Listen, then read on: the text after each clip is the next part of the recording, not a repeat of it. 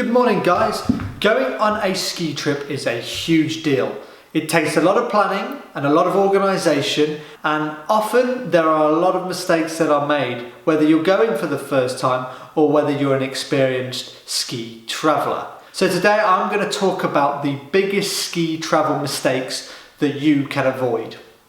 And number one is booking midday flights.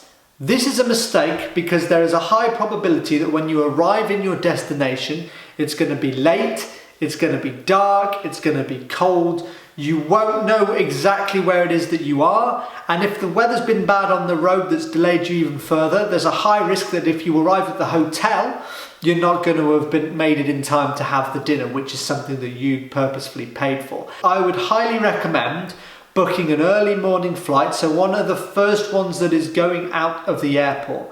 It is worth getting up very early morning so that when you arrive in your destination, it's light, you know exactly where you are, you've got checked into your hotel, you have the opportunity to start getting familiar with your surroundings,